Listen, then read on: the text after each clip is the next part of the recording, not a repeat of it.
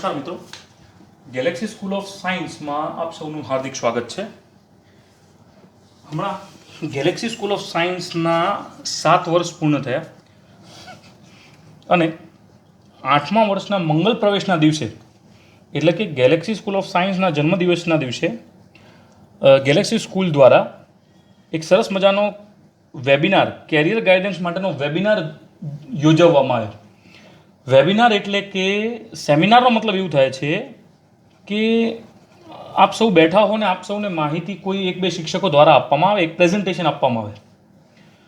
પણ વેબિનારનો મતલબ છે કે ઓનલાઈન માધ્યમથી આપણને કોઈ પણ માહિતગાર કરવામાં આવે, એનું નામ છે વેબિનાર. બરાબર છે? આપ સૌના કારકિર્દી માટે આપ સૌને ફળદાયી રૂપ થશે એ વેબિનાર.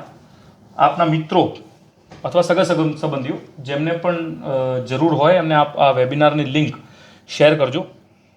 કારણ કે શિક્ષણનું કામ છે જે બને તેટલું મદદ કરો તો તે બદલ તે જે પણ કેરિયરમાં કન્ફ્યુઝન અનુભવતા હોય તેમને બહુ સારી રીતે ફાયદાકારક મળશે. તો બહુ વધારે સમય ના બગાડતા આપણે આપણા ટોપિક પર આગળ વધીએ. ફર્સ્ટ ચેપ્ટરની થિયરીની પોર્શનને બધું ખાસ પતવા આવ્યું છે. તો જેડબલ્યુ નીટના આધારે અમુક ટોપિક કયા પ્રકારના અટપટા પ્રશ્નો પૂછવામાં આવે છે એ પ્રશ્નોની વાત કરીએ તો દાખલા તરીકે આપણે આ પ્રશ્નના પ્રકાર કરેલા છે, તેમ છતાંય અમુક વસ્તુ જે છે તમારી સાથે ચર્ચા કરી લઈએ. દાખલા તરીકે આ પ્રકારનું એક સિસ્ટમ છે, એક તંત્ર આપેલું છે. આ તંત્રમાં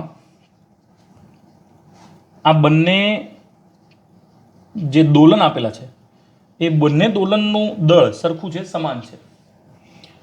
બંને દોલનોમાં વિદ્યુત ભાર આમાં Q1 આપેલું છે, આમાં Q2 આપેલું છે. આ જે દોલન જેના વડે લટકાડવામાં આવેલા છે, જે નાયલોન દોરી, એ નાયલોન દોરીની લંબાઈ L છે.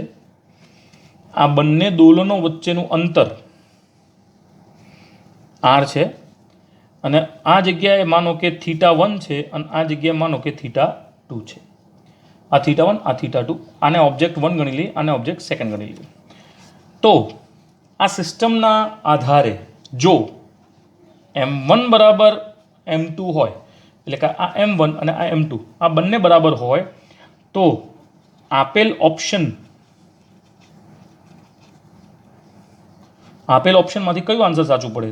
દાખલા તરીકે θ1, સોરી આ થીટા છે, θ1 બરાબર θ2, θ1 ગ્રેટર દેન θ2, θ1 લેસ દેન θ2 અને નન ઓફ અબોવ. આ રીતનું આપેલું હોય તો શું કરી શકાય? તો જુઓ મિત્રો, આપણે પહેલાં ફર્સ્ટ બોડી છે એનું ફ્રી બોડી ડાયાગ્રામ બનાવશું. નીચેની દિશામાં આપણને mg મળે છે.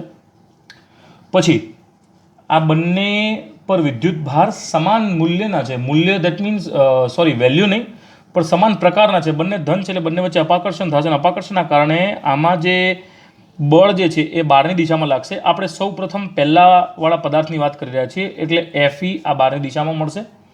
તણાવ બળ આ દિશામાં તણાવ બળ લાગશે એટલે ટેન્શન ફોર્સ અહીંયા લાગશે. ટેન્શનના કારણે બે જગ્યા આપણને એના કમ્પોનન્ટ એટલે કે ઘટકો મળશે. અહીંયા θ1 છે એટલે T cos θ1 આ બાજુ અને T sin θ1 આ બાજુ. આના આધારે આપણે એપ્લાય કરીએ તો T sin θ1 બરાબર Fe, એક આ બળ લાગે છે. T cos θ1 બરાબર mg. આ બંને વચ્ચે ગુણોત્તર લઈ લઈએ તો T કેન્સલ, તો આના આધારે આપણા પાસે મળે છે દેટ ઇઝ tan θ1 બરાબર Fe અપોન mg. બરાબર છે. હવે આની આ જ વસ્તુ બીજામાં એપ્લાય કરીએ તો બીજા માટે એવું થશે કે દેટ ઇઝ tan θ2 બરાબર Fe અપોન mg. હવે બંનેમાં કેમ Fe લખ્યું? હવે Fe લખવાનો મતલબ એમ કે દાખલા તરીકે આ પદાર્થ છે પહેલો, તો F12ની વાત કરીએ તો કે Q1 Q2 અપોન R² બરાબર F21 મેગ્નિટ્યુડમાં એટલે માનાંકમાં. તો Fની કિંમત તો સરખી થઈ. આ બંનેની સરખામણી કરો તો આ બંનેના પદ સરખા છે, તો એના આધારે આપણા પાસે આ પદ આવ્યું દેટ ઇઝ tan θ1 બરાબર tan θ2. તો એના આધારે આપણે કહી શકીએ કે θ1 બરાબર θ2. એટલે આના માટે આ જે કન્ડિશન આપેલી છે પહેલી કન્ડિશન એના માટે આ જવાબ આપણા પાસે સાચો આવશે. હવે આમાં કન્ડિશન આપણે બદલીએ છીએ, બરોબર છે. કન્ડિશન શું બદલી કે દાખલા તરીકે માનો કે આ M1 અને M2 છે અને એની અંદર આપણા પાસે બીજી નવી કન્ડિશન ઊભી કરે છે કે કન્ડિશન એવી છે કે M1 ગ્રેટર દેન M2. શું કહે છે? M1 greater than M2. તો બંને પદમાં જોવા જઈએ તો FE તો સમાન છે, FE કંઈ બદલાવાનું નથી, પણ M જે છે એની કિંમત બદલાની છે એટલે વજન બળ બદલાયું અને વજન બળ જે છે એ વ્યસ્ત પ્રમાણમાં છે 1/m અને 1/m ના આધારે જોવા જઈએ તો જો M1 વધે તો θ1 ઘટે, M1 ઘટે તો θ1 વધે. એના આધારે અહીંયા કને આપણા પાસે શું વાત કરી છે? M1 greater than M2. M1 greater than M2 વાત કરી તો M1 જો વધતું હોય તો θ1 ઘટે. એના આધારે આપણે નક્કી કરી શકીએ કે આના માટે આ જવાબ આવશે આ કન્ડિશન માટે. અહીંયા આપણે પોઈન્ટ કરી દઈએ એટલે તમને ખ્યાલ આવે કે આ પોઈન્ટ માટેનો આન્સર. અને એ જ રીતે વિરુદ્ધ વિચારીએ કે M2 ગ્રેટર દેન M1 તો M2 વધારે છે, બરોબર છે. M2 વધારે છે તો θ1 વધારે હશે. તો આના માટે આ ડબલ ક્રોસ તો દેટ મીન્સ ડબલ મીંડા આના માટે છે, બરોબર છે. તો આ એક પ્રકારનો પ્રશ્ન હતો કે જે તમારે ધ્યાનમાં રાખવાનો રહેશે. હવે તમે સપોઝ વિચારો કે આ આખા તંત્રને આપણે કોઈ માધ્યમની અંદર ડૂબાડી દીધું, બરોબર છે.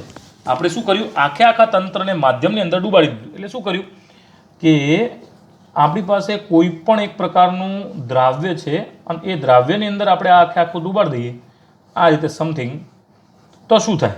તો આ આખા દ્રાવ્યની અંદર ડૂબાડી દીધું, બરોબર. તો હવે જ્યારે બારે હતું ત્યારે એના પર જે બળ લાગતું હતું એના કારણે આપણને મળતું હતું tan θ બરાબર FE/mg, બરોબર છે. પણ હવે આપણે આ માધ્યમની અંદર ડૂબાડી દીધું. માધ્યમની અંદર ડૂબાડી દઈએ તો Fm બરાબર FE/k આવે, FE/k. અને બીજું આપણે એવી કન્ડિશન આપીએ કે આ થીટા જે છે θ1 અને θ2 જ્યારે માધ્યમની બહાર હતા ત્યારે પણ સમાન પ્રકારના થીટા હતા અને માધ્યમની અંદર છે ત્યારે પણ સમાન પ્રકારના થીટા છે. પણ પ્રોબ્લેમ એ છે કે જ્યારે આપણે આ પ્રકારના પદાર્થને પાણીની અંદર ડૂબાડતા હોઈએ છીએ તો પાણીની અંદર ડૂબાડીએ ત્યારે આમાં એક બીજા પ્રકારનું પણ બળ લાગે છે. તે બળ છે B, જેને આપણે કહીએ છીએ બોયન્ટ ફોર્સ. શું કહેવાય છે? Buoyant force. તો નેક્સ્ટ માટે આપણે જ્યારે આ માધ્યમ વગરની વાત છે તો માધ્યમમાં હોય તો tan θ બરાબર FE/mg, બરોબર. tan θ બરાબર FE/mg. હવે FE/mg ની વાત કરીએ તો એમાં FE/k આવશે અને mg ના વિરુદ્ધ દિશામાં બોયન્ટ લાગે છે એટલે -b લાગશે, બરોબર છે. તો આ બેને તમે કમ્પેર કરો તો FE/mg બરાબર FE/k mg - b, એટલે આ FE કેન્સલ, બરોબર. આને આમ લઈ જઈ શકીએ તો kmg - b બરાબર mg નજીક લાવો તો એના આધારે આપણે k ને કરતા બનાવી શકીએ ઇન શોર્ટ. એટલે આપણે k ની કિંમત શોધી શકીએ, બરોબર છે મિત્રો. તો આ અમુક ટોપિક્સ હતા કે જે બાકી હતા. બીજો એક ટોપિક જે છે જે હું તમને કહીશ કે માનો કે આપણે કોઈ એક દાખલાનો વિચાર કરીએ. એ દાખલો એ પ્રકારનો છે કે આ પ્રકારે આપણા પાસે એક સિસ્ટમ આપેલું છે સ્ક્વેર, અને આ સ્ક્વેર સિસ્ટમની વાત કરીએ તો એમાં આપણા પાસે વિદ્યુત ભાર આપેલા છે A, B, C અને D. એના ખૂણા આપેલા છે અને ખૂણાના આધારે +q, અહીંયા પણ +q, આ જગ્યાએ -q અને આ જગ્યાએ -q એવી વાત કરેલી છે. અને આ જે ચોરસ આપેલું છે એની લંબાઈ છે A. હવે એ લંબાઈ હોય તો એના કેન્દ્ર પર આપણને કેટલું વિદ્યુત ક્ષેત્ર મળે છે એ આપણે શોધવાનું છે, બરોબર છે મિત્રો. તો પછી આ દાખલાના આધારે વિચાર કરીએ તો આ દાખલામાં આપણા પાસે આ પ્રકારની સ્થિતિ આપેલી છે અને આ સ્થિતિના આધારે આપણે એની અંદર શોધવાનું છે વિદ્યુત ક્ષેત્ર. વાત એમ કરેલી છે કે આના કેન્દ્ર પર વિદ્યુત ક્ષેત્ર શોધવાનું છે. હવે આપ સૌને વાત કરી દઉં કે દાખલા તરીકે આ જે વિદ્યુત ક્ષેત્રની વાત કરીએ તો આ પ્લસ જે છે એ આ બાજુ માઇનસ તરફ જશે અને આ પ્લસ જે છે આ બાજુ માઇનસ તરફ જશે, રાઈટ. એટલે ઇન શોર્ટ આ જે અંતર છે બી થી આટલા સુધીનું, સી થી ઓ સુધીનું, ડી થી ઓ સુધીનું અને એ થી ઓ સુધીનું એ અંતર સમાન હશે, બરાબર. એટલે માનો કે આપણે આ અંતરને લઈ લઈએ છીએ આર, હાલ સમજવા પૂરતું. પછી આપણે આરની કિંમત આપણે મૂકી દઈશું. તો સૌ પ્રથમ ઈ એ બરાબર ઈ બી બરાબર ઈ સી બરાબર ઈ ડી બરાબર કે ક્યુ અપોન આર, આવું થાય, રાઈટ. હવે બીજું આપણે અહીંયા વિચારીએ તો આપણા પાસે અહીંથી આટલા સુધી અને અહીંથી આટલા સુધી આ બે પ્રકારના વિદ્યુત ક્ષેત્ર મળે. માનો કે આને આપણે ઈ ડેશ લઈએ છીએ, આને આપણે ઈ ડબલ ડેશ લેતા હોઈએ તો ઈ ડેશની કિંમત જે છે ઈ ડેશ બરાબર ઈ બી પ્લસ ઈ ડી થાય અને ઈ ડબલ ડેશ બરાબર ઈ એ પ્લસ ઈ સી થાય. એટલે આ બંનેને પ્લસ કરો એટલે 2 KQ upon R 2 KQ upon R આટલું મળે આપણને, બરાબર છે. તો હવે આ બંને મળતું હોય તો આ બંનેના મૂલ્યના આધારે વિચાર કરીએ તો કેન્દ્રથી આપણને નેટ ચોખ્ખો વિદ્યુત ક્ષેત્ર વચ્ચેની દિશામાં આ દિશામાં મળે. તો વચ્ચેની દિશામાં આપણને જો ઈ ચોખ્ખો શોધવું હોય, દેટ મીન્સ ઈ નેટ શોધવું હોય તો વર્ગમૂળમાં ઈ dash plus E double dash અને એમનું સ્ક્વેર કરીને મૂકી દેવાય તો આપણને આનો જવાબ મળી શકે, રાઈટ. તો હવે આની કિંમતો મૂકીએ તો આની કિંમતોના આધારે સોરી અહીંયા કને સ્ક્વેર આવશે કે ક્યુ અપોન આર સ્ક્વેર.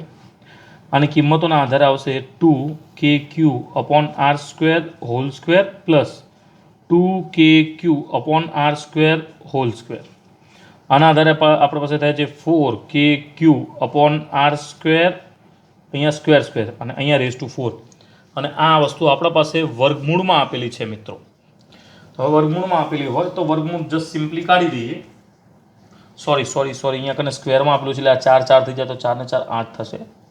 તો આને વર્ગમૂળમાં કાઢી દઈએ તો અહીંયા આપણા પાસે આવશે 2√2 KQ upon R raise to 2. આ સ્ક્વેર સ્ક્વેર નીકળી જશે, આર રેઝ ટુ 4 છે એટલે એ પણ નીકળી જશે, બરાબર છે. હવે આપણે વાત કરીએ આરની. આપણા પાસે જે આ આર કિંમત છે એ આટલી છે, પણ એકચ્યુઅલી જોવા જઈએ તો બી થી ડી સુધીનું અંતર થાય છે a√2 અને આ આર જે છે એ a√2 ડિવાઈડ બાય 2 જેટલું થાય. એટલે અહીંયા થાય એટલે આપણા પાસે આની કિંમત મૂકી શકીએ a√2. હવે a/√2 ની કિંમત આપણે આ આર સ્ક્વેરમાં મૂકવાની છે. તો 2√2 KQ અપોન આરના જગ્યાએ a અપોન √2 નું હોલ સ્ક્વેર, બરાબર છે. તો આ 2√2 KQ અપોન a સ્ક્વેર અને આ √2 નો સ્ક્વેર છે એટલે થઈ જશે 2 ઉપર જશે એટલે અહીંયા કણ ગુણાકારમાં આવી જશે એટલે આપણા પાસે આન્સર આવ્યો 4√2 KQ અપોન a સ્ક્વેર, બરાબર. તો આ તો વિદ્યુત ક્ષેત્ર માટેનો એક દાખલો. ત્યારબાદ હવે આપણે જોઈએ છીએ વિદ્યુત ફ્લક્સમાં કેવા પ્રકારના હોય તો આપણા પાસે શું થાય. એટલે ગોઝ લોના એપ્લિકેશનના આધારે વિદ્યુત ફ્લક્સની વાત કરી રહ્યા છીએ આપણે. તો વિદ્યુત ફ્લક્સની વાત કરતા જો આપણી પાસે આ મુખ્ય છે, આ તમને ડાયરેક્ટ MCQમાં આન્સર અપાવશે તો ધ્યાન આપશું. તો આ એક આપણા પાસે કોઈ પણ એક પ્રકારનું પદાર્થ આપેલું છે અને આ પદાર્થની અંદર પદાર્થ એટલે ગોઝિયન સરફેસ આપેલું છે અને એ ગોઝિયન સરફેસની અંદર આ પ્લસ Q1 વિદ્યુત ભાર છે, પછી પ્લસ Q2 વિદ્યુત ભાર છે અને માઇનસ Q3 વિદ્યુત ભાર છે. તો આના આધારે મળતો ફ્લક્સ કેટલો થશે.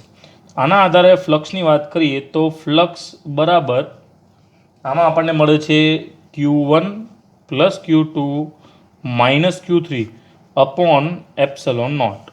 આ આપણને ફ્લક્સ આનું મળે. હવે કેમ આવું મળ્યું? કારણ કે આપણને ખબર છે કે દાખલા તરીકે આની બારે કદાચ Q4 આપેલો હોય, આની બારે કદાચ માઇનસ Q5 આપેલો હોય તો એને આપણે આની ગણતરીમાં નથી લઈ શકતા. એનું કારણ છે કે ગોઝ લોનો નિયમ છે કે ગૌઝિયન સરફેસ એટલે ગૌઝિયન પૃષ્ઠ જે હોય એની અંદરના જ વિદ્યુત ભારને આપણે કન્સિડર કરવા, બરોબર છે.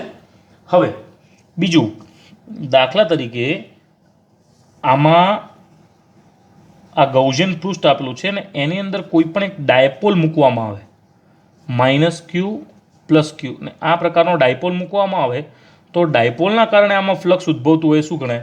તો ડાયપોલના આધારે આની અંદર ફ્લક્સ ઉદ્ભવતું હોય એ જીરો ગણાય. એનું જીરો ગણાવવાનું કારણ શું?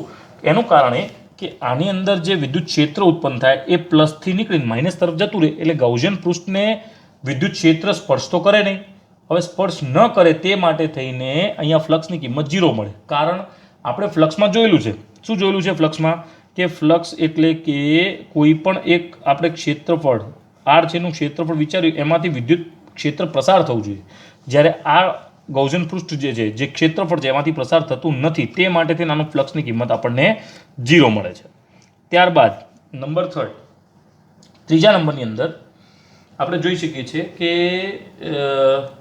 દાખલા તરીકે આપણા પાસે કોઈ પણ એક સમઘન આપેલું હોય, સમઘન દેટ મીન્સ એક ક્યુબ આપેલું છે, અને આ ક્યુબની અંદર આપણે શોધવાનું છે કે આનું વિદ્યુત ક્ષેત્ર ફ્લક્સ કેટલું છે.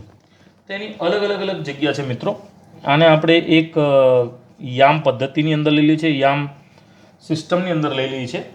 યામ સિસ્ટમમાં અને માનો કે આની અંદર આપણા પાસે કોઈ પણ એક કેન્દ્રમાં ક્યુ આપેલું છે.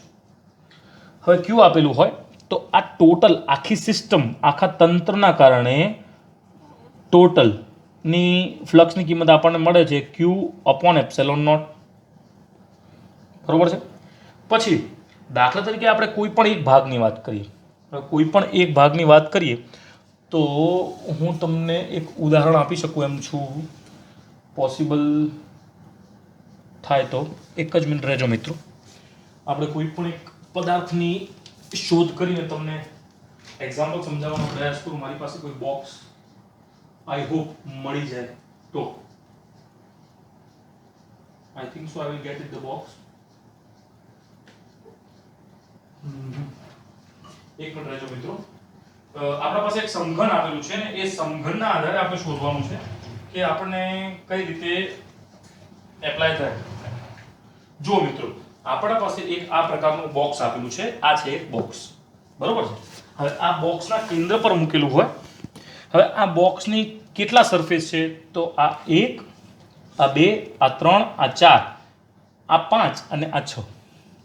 હવે આ 6 જે સરફેસ આપેલા છે તો આના ફેસ એટલે સરફેસ કે ભાગ કે આના કેટલી સપાટી છે? તો આની 6 સપાટી છે. તો આની કોઈ પણ એક સપાટી વિચારો કે એક સપાટી પર ફ્લક્સ કેટલું હશે. હવે હું તમને એક જ બીજો પ્રશ્ન કહું.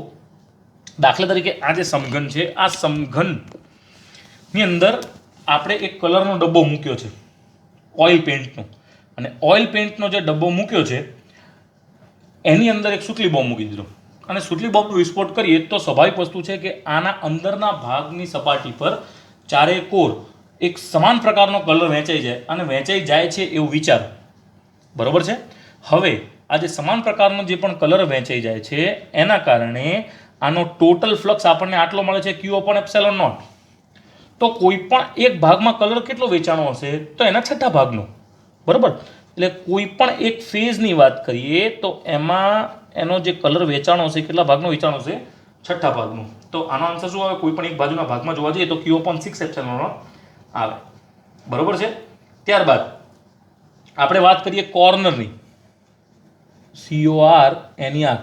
કોર્નર પર કેટલું આનું ફ્લક્સ હશે? તો જો આ 1, 2, 3, 4, 5, 6, 7, 8 8 કોર્નર છે.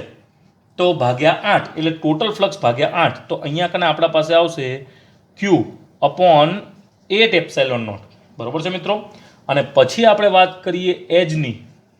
એજ એટલે આ લાઈન, આ લાઈન, આ લાઈન, આ લાઈન, આ ઊભી લાઈન અને પાછી આડી લાઈન. એ કેટલી લાઈનો છે? 12. એજ એટલે બાજુઓ એવું કહી શકાય. તો ક્યુ અપોન 12 એપ્સિલોન નોટ. બરોબર છે. તો આ સમઘન માટેની વસ્તુ છે જે આપણે ધ્યાનમાં રાખવાની છે. હવે મિત્રો માનો કે આપણે એક પ્રકારનું વિચારીએ કે દાખલા તરીકે આપણા પાસે એક એવું સમઘન છે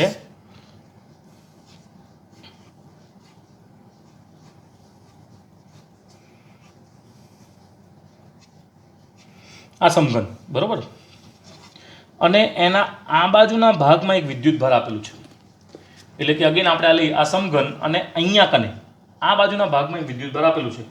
તો હવે આ વિદ્યુતભારના આધારે આપણે વિચારવું હોય તો એ ગૌસિયન પૃષ્ઠ પાછું બીજું વિચારવું પડશે. અને એ ગૌસિયન પૃષ્ઠ આપણે જે વિચારશું એ કેવું વિચારશું તો જો તમને બતાવું છું અહીંયા.